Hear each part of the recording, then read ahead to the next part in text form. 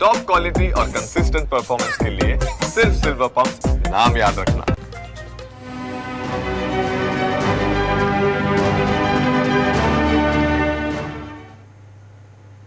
નમસ્કાર, તમે જોઈ રહ્યા છો ન્યૂઝ કેપિટલ. હું છું કુશાગ્ર.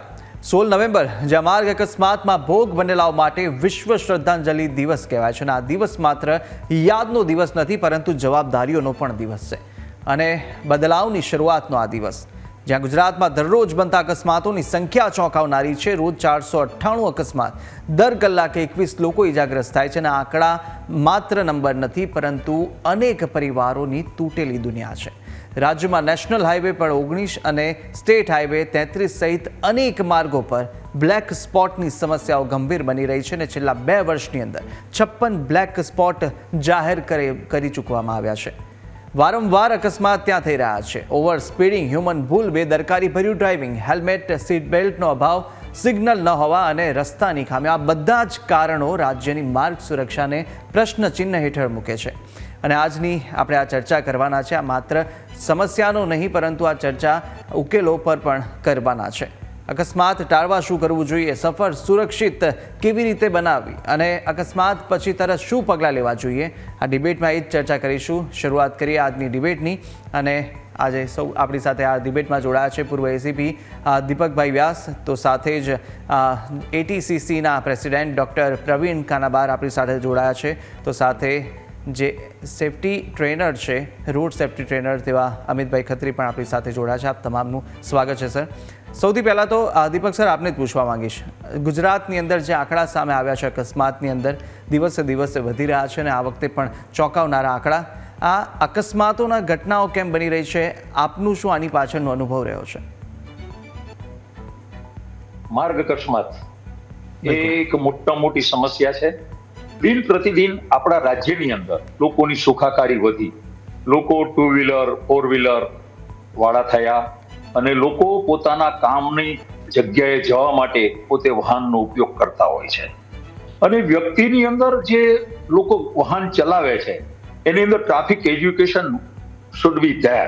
એ લોકો ટ્રાફિક એજ્યુકેશન એ લોકો પાસે હોવું જોઈએ.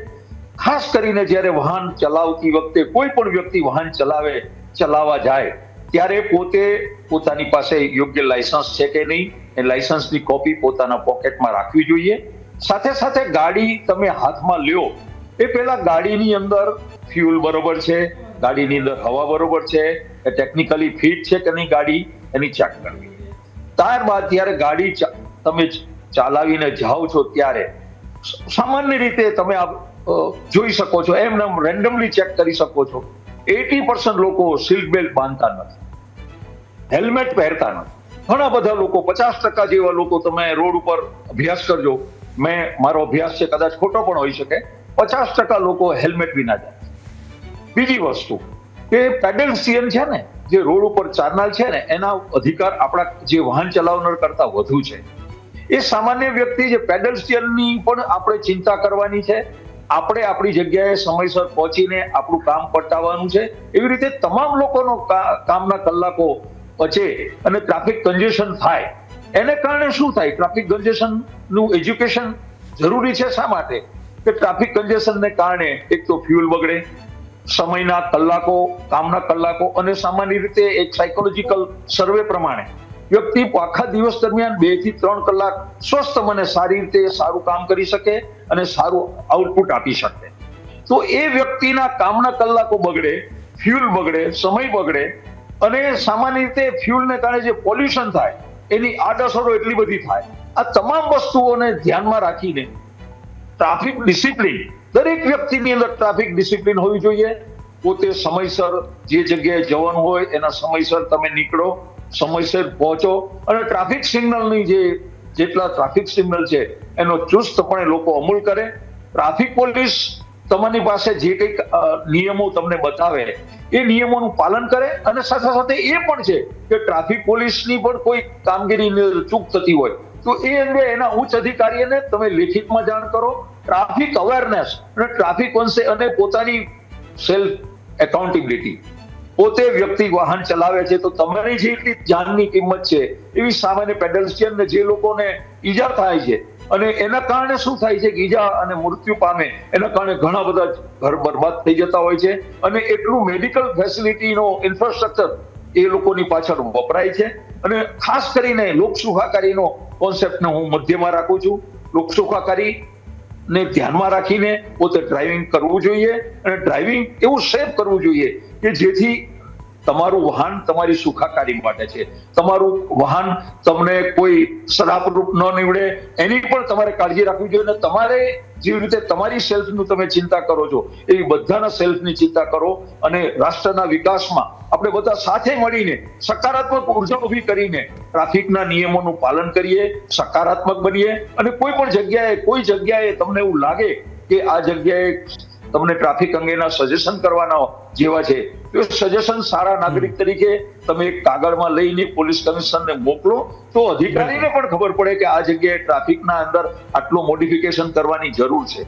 તો બધાની સંયુક્ત સાથે મળીને સહકારભરી રીતે બધા સાથે મળીને એક સકારાત્મક ઉર્જા ઊભી કરીએ, કોઈના પર દોષારોપણ કર્યા કરતા આપણે બધા ટ્રાફિકના જે નિયમો છે, નાના નિયમો છે, હેલ્મેટ પહેરવી, ચાલુ ગાડીએ સેલફોનથી વાત નહીં કરવી, જેટલા ટ્રાફિક સિગ્નલ છે એનો ચુસ્તપણે અમલ કરવો, જે પણ જગ્યાએ પેડેસ્ટ્રીયન ચાલતા હોય એને પૂરતો ન્યાય આપવો, રસ્તામાં કોઈને પણ ઈજા થઈ હોય તો આપણે ગાડી લઈને ભાગી જવા કરતા એ વ્યક્તિને ઉભો કરીને એને નજીકની હોસ્પિટલ પહોંચાડવાનું એક માનવીય કૃત્ય આપણે કરવું જોઈએ. જો ન કરી શકાય તો તમે એમ્બ્યુલન્સને બોલાવીને એમ્બ્યુલન્સમાં એને રવાના કરી શકો છો, પરંતુ આપણો બધાનો ઉલ્લેખ પોઝિટિવ હોવો જોઈએ એવું મારું અંગત માનવું છે અને મારો અનુભવ છે. બિલકુલ. અને આજનો આ દિવસ પણ એટલા માટે છે કે આ અકસ્માતોની અંદર જે મૃત્યુ પામેલા છે તેમને શ્રદ્ધાંજલિ તો આપીએ, સાથે સાથે આ તમામ સંકલ્પો આપણે લેવા જોઈએ જેને કારણે આવનારી જે સમસ્યા છે અકસ્માતોની તેને ક્યાંક આપણે ઓછી કરી શકાય. વ્યાસ સાહેબે ખૂબ જ સરસ વાત કહી છે. પ્રવીણ સાહેબ, તમને એ પણ પૂછવું છે કે બ્લેક સ્પોટ 56 જેટલા થઈ ચૂક્યા છે ગુજરાતની અંદર જે જાહેર કરવામાં આવ્યા. બ્લેક સ્પોટ જાહેર કરાયા, સુધારાની અંદર કયા સૌથી મોટા અભાવો જોવા મળી રહ્યા છે? પહેલા તો મને બોલાવવા બદલ બહુ જ આભાર, અને દર્શક મિત્રોને પણ મારા પ્રણામ. તમે બહુ સુંદર પ્રશ્ન પૂછ્યો, બ્લેક સ્પોટ.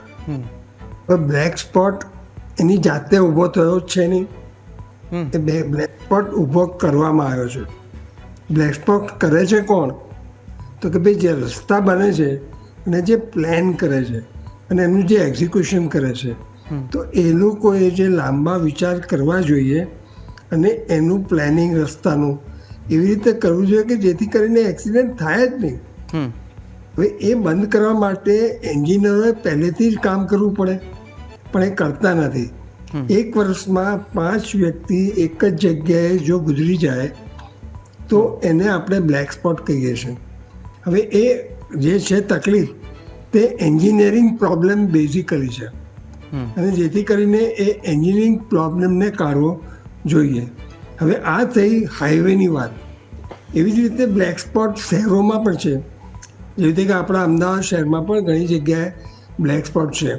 એક મોટો બ્લેક સ્પોટ એવો કે તમે એસજી હાઈવે ઉપર જ્યારે ઉપર આવો નીચેથી, તો ઉપર તમને આખું દેખાય નહીં, ત્યાં લોકો રસ્તા ક્રોસ કરે છે. બ્લેક સ્પોટ ત્યાં થયો કેવી રીતે કે લોકો રસ્તા ક્રોસ કરે છે, એમને ક્રોસ કરવા માટે જે ઓવરબ્રિજ જોઈએ અથવા અંડરબ્રિજ જોઈએ તો એ ત્યાં બનાવ્યો છે જ નહીં. હવે જે કંઈ પણ ઓવરબ્રિજ બનાવવામાં આવે છે દાખલા રૂપે, તો ત્યાં ગાડી લોકો દાદરા ચડતા નથી, કારણ કે કોઈને ચડવું હોતું નથી. ત્યાં લિફ્ટની જો વ્યવસ્થા ના હોય તો એનો કોઈ અર્થ નથી. ધારો કે આપણે અમદાવાદ વડોદરા એક્સપ્રેસ હાઈવે પર જવું હોય તો એના એન્ટ્રી પહેલાં એક ઉપરનો બ્રિજ આવે છે. હવે એ બ્રિજ આખો ખાલી રહ્યો છે, તમે જુઓ એના પૈસા જે બગાડ્યા છે કોર્પોરેશને એ નકામા ગયા છે. એટલે કે બ્લેક સ્પોટ ઊભા થાય છે કોણ કરે છે? Poor planning. એટલે કે જ્યાં સુધી દરેક સ્ટેક હોલ્ડર પોતાની જે જવાબદારી છે એ સમજીને નહીં કરે તો ગડબડ થાય. કદી પણ કોઈ પણ એક એન્જિનિયરે એવું ક્યારેય છાપામાં કે ક્યાંય કહ્યું હોય એની ભાષણમાં કે આ એક્સિડન્ટ થયો એમાં મારો વાંક, એવું એ વિચારતા નથી. હવે જ્યાં સુધી હું એક ડૉક્ટર તરીકે દાખલા રૂપે મારા કોઈ પેશન્ટને કંઈ કોમ્પ્લિકેશન થાય અને જો હું એવું વિચારું કે મારી નર્સનો વાંક, હું એવું વિચારું કે આ સાધનો ખરાબ આવ્યા અથવા આ વસ્તુ બરાબર બની નહીં, તો હું કોમ્પ્લિકેશન થતાં કદી રોકી શકીશ નહીં. જો હું એવું વિચારું કે હા આ મારો વાંક, આ મારી જવાબદારી છે અને મારો વાંક, તો શક્ય છે કે એનું સાચું સોલ્યુશન હું કાઢું અને બીજી વાર જ્યારે પણ કંઈ પણ કરું તો એ ઓપરેશનમાં ધ્યાન રાખું. એવી જ રીતે જ્યાં સુધી આપણી બધા સ્ટેક હોલ્ડરો દરેક વસ્તુની જવાબદારી નહીં સ્વીકારે, દાખલા રૂપે રસ્તા ઉપર ખાડા છે, અત્યારે જોઈએ એટલા હજી ખાડા છે, ભલે વરસાદ બંધ થઈ ગયો પણ ખાડા છે, એ ખાડાના લીધે ઘણા બધા અકસ્માત થાય છે, ઘણા બધાને વાગે છે. જ્યાં સુધી મ્યુનિસિપલ કમિશનર અમદાવાદના પોતે એવું સ્વીકારે નહીં કે આ મારી જવાબદારી છે, ત્યાં સુધી એ ખાડા જવાના નથી. કારણ કે કોણ કહેવા જશે એન્જિનિયરને કે ખાડા કાઢો. એવી રીતે આરટીઓની જવાબદારી, એવી રીતે પોલીસ કમિશનરની જવાબદારી અને આપણી જવાબદારી. જ્યાં સુધી બધા મા બાપ એવું વિચારે નહીં કે આજે અકસ્માત થાય છે છોકરાઓને એ મારો વાંક, ત્યાં સુધી બાળકોને અકસ્માત થતા બંધ થવાના નથી. એવી રીતે શાળાઓમાં, એટલે કે મારો કહેવાનો બાબત એ છે કે પહેલું બધાએ સમજવું જોઈએ કે આપણે બધા ભાગીદાર છીએ. જેટલા સ્ટેક હોલ્ડર્સ છે બધા ભાગીદાર છે. બધાની 100% જવાબદારી છે કે અકસ્માત ન થાય એવું પહેલેથી જ બધું કરીએ. એન્ફોર્સમેન્ટ પણ એ દિશાથી થાય. અનફોર્ચ્યુનેટલી કરપ્શન બધી જગ્યાએ આપણા દેશમાં અને આપણા રાજ્યમાં છે. કોઈ એની ના નથી પાડી શકે એમ કે કરપ્શન નથી. હવે એ જે કરપ્શન છે એ થાય છે એનું કારણ હું છું એવું જો ગણું તો કરપ્શન નહીં થાય. દરેક નાગરિક વિચારે કે ભાઈ મારે શા માટે પોલીસને પૈસા આપવા પડે. જો હું ધ્યાન રાખું, મારી ગાડી બરાબર હોય, મારા વાહનમાં કોઈ ગરબડ ના હોય, હું સરખો ચલાવતો હોઉં, કાયદાનું પાલન કરતો હોઉં, તો અકસ્માત નહીં થાય. હવે એક મોટી વાત જે મારે કહેવી છે તે, અને તે એ છે કે જ્યારે અકસ્માત થાય છે ત્યારે અકસ્માત કરનારમાં કંઈક ખૂટે છે. એ કેવો છે રસ્તા પર કે અકસ્માત થાય તો કેવો છે કેવો. અને એક દાખલો આપું, રાજ સાહેબે પણ કહ્યું કે આજે લોકો ચાલુ ગાડીએ ફોન ચલાવતા હોય છે, જેને આપણે અંગ્રેજીમાં ડિસ્ટ્રેક્ટેડ ડ્રાઇવિંગ કહીએ. હવે જો ડિસ્ટ્રેક્ટેડ ડ્રાઇવિંગ કરે તો અકસ્માત થાય. 400% અકસ્માત જે વધ્યા છે એનું કારણ છે મોબાઈલ. એવી રીતે લોકો વાતો કરતા, જોક્સ કરતા, આપણે હમણાં જે મોટો અકસ્માત કરેલો તથ્ય, તો એ લોકો બધા વાતો કરતા હતા. ગાડી આટલી સરસ હતી કે જે પોતે જાતે અટકી. બિલકુલ જાતે અટકી હતી. ગાડી એટલી સારી હતી અને તોય આટલા બધા 9 જણા માણસો એ વખતે મરી ગયા. કહેવાનો બાબત છે કે જ્યાં સુધી દરેક સ્ટેક હોલ્ડર પોતે એની જવાબદારી નહીં સ્વીકારે, જેની એકાઉન્ટેબિલિટી છે એ દરેક જણ પોતાની એકાઉન્ટેબિલિટી નહીં નભાવે, ત્યાં સુધી અકસ્માત થતા રહેવાના છે. બરાબર. એટલે આપણે તમામે જવાબદારી છે તે તો સ્વીકારવી જ પડશે, એ ચાહે એન્જિનિયર હોય કે પછી જે તે જવાબદાર અધિકારી કાં તો પછી સ્વયં માણસ હોય. તમામને જવાબદારી પોતાની સ્વીકારવી પડે. ખૂબ જ સરસ વાત કહી છે પ્રવીણભાઈ. અને સાથે સાથે અમિતભાઈ, એ પણ જાણવું છે, આ થઈ વાત જવાબદારીની, પરંતુ 80% જેટલા પણ રોડ અકસ્માત થયા છે તેની અંદર માનવીય ભૂલ સામે આવી છે, એ પણ આપણે જાણીએ છીએ. એ ભૂલો સૌથી વધુ કઈ હશે? માનવીય ભૂલો બે રીતની હોય. એક માનવ દ્વારા થયેલી ભૂલ, અને બીજી જેમ કાનાબર સાહેબે કીધું એમ રોડ એન્જિનિયરિંગે માનવીને ભૂલ કરવા માટેની પ્રેરણા આપી. એટલે રોડની ગંદી ડિઝાઇન, બિનજરૂરી રોડના કટ, નોન સ્ટાન્ડર્ડ તમારા સ્પીડ બ્રેકર્સ, અને હમણાં જે નવું અમદાવાદ કોર્પોરેશન કરી રહ્યું છે પેલા પીળા કલરના પ્લાસ્ટિકના સ્પીડ બ્રેકર જે કમર તોડ છે ને, જે કાયદામાં ક્યાંય નથી. ઘણી જગ્યાએ એટલે આવી બધી જે એસેસરીઝ અને ડિઝાઇન જે કરી રહ્યા છે, એટલે હવે એના કારણે ખૂબ અકસ્માત થાય છે. આદરણીય શ્રી ગડકરી સાહેબે પણ ઘણીવાર કીધું છે કે માર્ગ અકસ્માતમાં અત્યારે સૌથી મોટો સ્ટેક છે એ પુઅર રોડ એન્જિનિયરિંગનો છે. હવે આપનો પ્રશ્ન છે કે કયા પ્રકારના અકસ્માતો થઈ રહ્યા છે, કઈ પ્રકારની ભૂલો થઈ રહી છે. તો એમાં સૌથી મોટો રોડ એન્જિનિયરિંગ પછીનો સૌથી મોટો જે વિલન આપણે કહી શકીએ એ છે વાહનની સ્પીડ. હવે જ્યારે વિશ્વ લેવલે સાબિત થઈ ગયું છે કે અતિશય વાહનની સ્પીડ હોય, હાઈ પિકઅપ હોય, એકદમ 5 સેકન્ડમાં 0 થી 100 જતી હોય, આવા વાહનો એકદમથી પિકઅપ લે અને એને સમજે, ચાલક એને કંઈ સમજે પહેલા તો અકસ્માત થઈ જાય છે. તો શું આને મૂળિયામાંથી ન કાપી શકાય? શું આને વાહનના મેન્યુફેક્ચરિંગ લેવલે જ આના ઉપર બ્રેક ન મારી શકાય? આપને ખબર હશે કે સમગ્ર ભારતમાં હેવી વ્હીકલ જે પીળી અને કમર્શિયલ વ્હીકલ જે પીળી નંબર પ્લેટ ધરાવે છે તમામમાં 80 ની સ્પીડ લિમિટ આપણે લોક કરી દીધી છે. તો પ્રાઇવેટ વ્હીકલને શા માટે 150 દોડવા દઈએ છે? અકસ્માત એ તો જોતું જ નથી કે સફેદ નંબર પ્લેટ છે કે પીળી નંબર પ્લેટ છે. તો ભારતમાં બનનાર તમામ, એમાં 2 વ્હીલર અને 4 વ્હીલર તમામ વાહનો ઉપર સ્પીડ કંટ્રોલ મેન્યુફેક્ચરિંગ લેવલથી આવવો જોઈએ. અને જે વાહન ચાલકો, જે વાહનના મેન્યુફેક્ચરર્સ જાહેરાત કરે છે કે અમારું વાહન 0 થી 100 5 સેકન્ડમાં કે 7 સેકન્ડમાં, આવી જાહેરાતો ઉપર પ્રતિબંધ મૂકી દેવો જોઈએ. અધૂરામાં પૂરું. ખાસ કરીને 2 વ્હીલરમાં હવે જે ઈવી વાહનો આવી રહ્યા છે, ઇલેક્ટ્રિક વાહનો, એ તો અવાજ પણ નથી કરતા. એટલે આપ જો વાહન લઈને જઈ રહ્યા છો તો તમારે ડાબે અને જમણેથી ગમે ત્યાંથી આવી જશે અને બિલકુલ અવાજ નથી કરતો. એટલે તમારા માટે વાહન ચાલક તરીકે એક સરપ્રાઈઝ પેકેજ બને છે. અને પિકઅપ એટલો બધો ખતરનાક છે કે ક્યારે આવ્યું ને એટલે આંખના પલકારામાં આપની નજર સામેથી નીકળી જાય છે. અકસ્માત થવાના મુખ્ય કારણોમાં આ બે છે. ત્રીજી વસ્તુ એ છે કે જે 4 રસ્તા પર અકસ્માત થઈ રહ્યા છે ત્યાં ટ્રાફિક સિગ્નલ જે ભંગ કરવાની પેટર્ન ચાલી રહી છે એમાં અકસ્માત થાય છે. આપણે જ્યારે પણ એવું કહીએ કે લાલ રંગ છે તો લાલ રંગમાં જ વાહન ચાલકે શું કરવું જોઈએ? તો તે ઊભા રહેવું જોઈએ. અમે લોકો પૂછીએ છીએ કે લાલ રંગનો અર્થ શું થાય?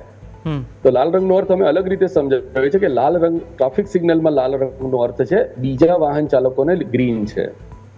એટલે તમે ભાઈ ઉભા રહો, કારણ કે અન્ય લોકો હવે જવાના છે. એટલે આ લેવલથી સેન્સિટાઇઝ કરવા પડે. અને અમદાવાદ શહેરની આપણે જો વાત કરીએ તો ઘણી બધી જગ્યાએ જે ટ્રાફિકનો ફ્લો છે એ ક્યાંક રોટરી ખુલે છે, ક્યાંક એન્ટી ક્લોક ખુલે છે, ક્યાંક ક્લોક ખુલે છે, ક્યાંક એન્ટી ક્લોક ખુલે છે. એના કરતા એને આખા અમદાવાદમાં એક જ રીતે તમે સિગ્નલ પર ઊભા છો, તમારું ડાબી બાજુનું સિગ્નલ બંધ થાય એટલે તમારે જવાનો વારો આવશે. એ રીતે કેમ નથી આપણે ગોઠવતા?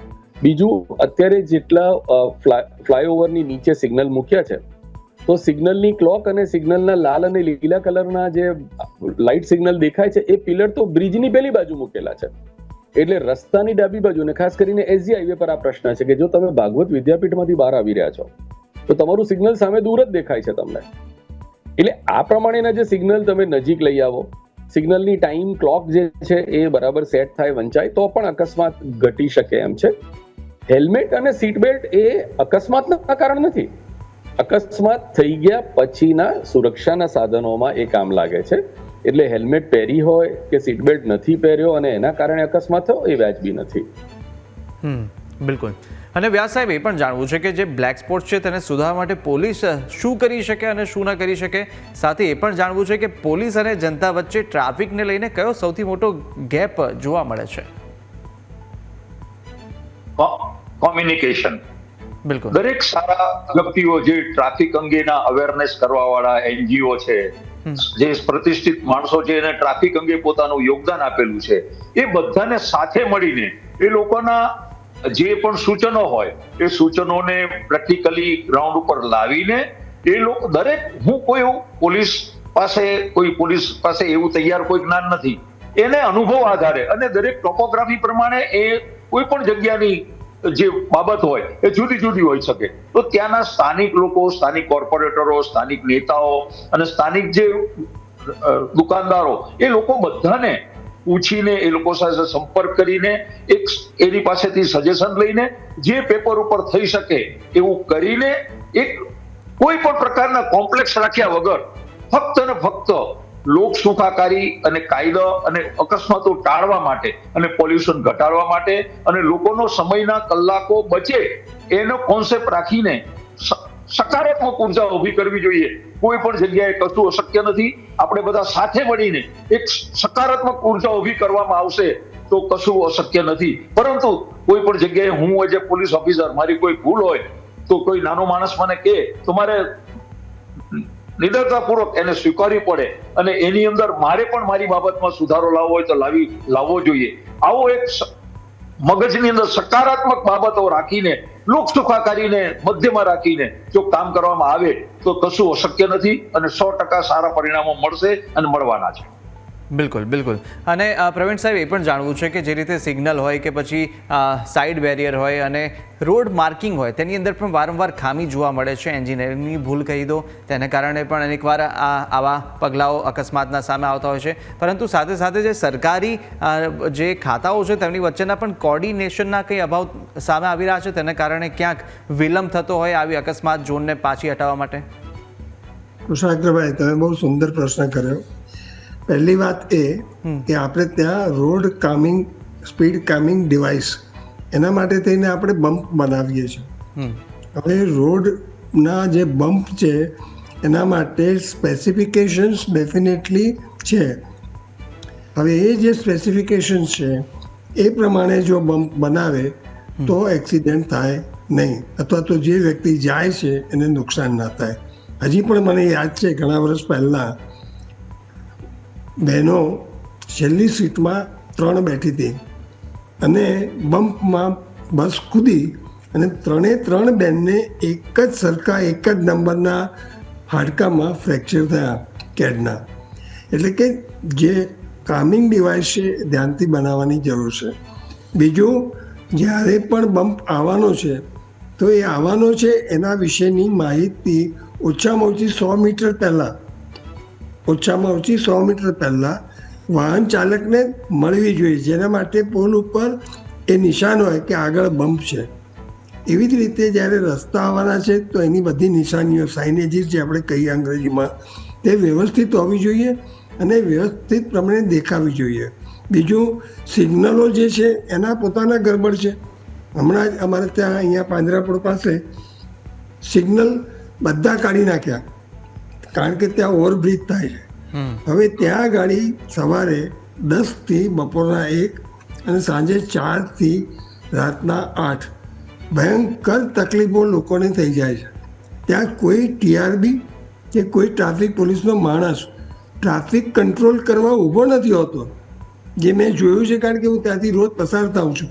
તો મારી કહેવાનો ભાવ શું છે કે જો તમે તમારા સિગ્નલ ન ચાલુ રાખી શકતા હો તો વ્યવસ્થિત ટ્રાફિક કંટ્રોલ થાય એની કંઈક પણ ધ્યાન રાખવું પડે. હવે આપણે જાણીએ છીએ કે કોઈ પણ વ્યક્તિ જેની પાસે લાઇસન્સ છે એને ખબર છે કે ટ્રાફિકના નિયમો શું છે, રસ્તાના સાઇનેજીસ શું છે. હવે જ્યારે પણ ઝેબ્રા ક્રોસિંગ આવવાનું છે તો એના પહેલાં સ્ટોપ લાઇન છે. હવે એ સ્ટોપ લાઇન દેખાવી તો જોઈએ ને. એ બધું ઘસાઈ જાય, જળમૂળથી દેખાય નહીં તો લોકો કઈ રીતે જુએ. બિલકુલ. એવી જ રીતે બીજી એક વાત જે બહુ અગત્યની છે કે આ સ્ટોપ લાઇન, આ સાઇનેજીસ દેખાય ક્યારે?